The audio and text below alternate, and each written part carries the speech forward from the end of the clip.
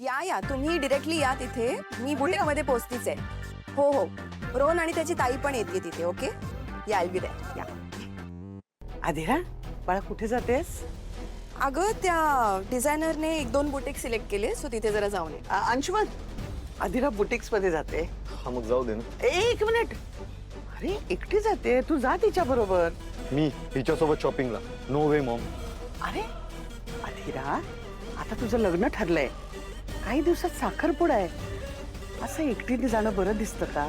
आणि पुढचे काही दिवस असं एकटीने फिरायचं नाही हा.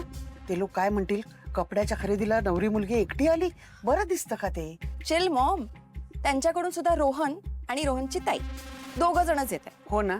या मग स्वानंदी येते ना. मला वाटतं स्वानंदी त्या घरात सगळं पुढाकार घेऊन करते की नाही. ते दोघं बहीण भाऊ येतात ना, तुम्ही दोघं बहीण भाऊ जा.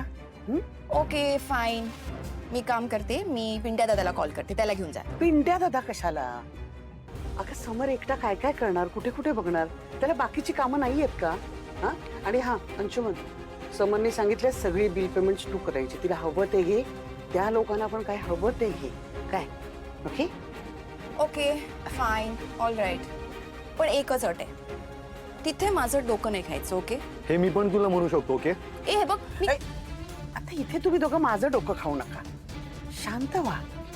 आणि तिथे राजवाड्यांच्या घरातली लाज घालवू नका. भांडू नका प्लीज. ओके लक्ष्मण? काय डॉल, छान शॉपिंग कर. Okay fine. चला ऑल राईट, लवकर निघायचंय.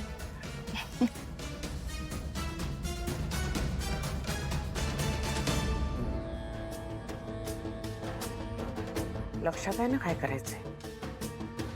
Yes Maugham.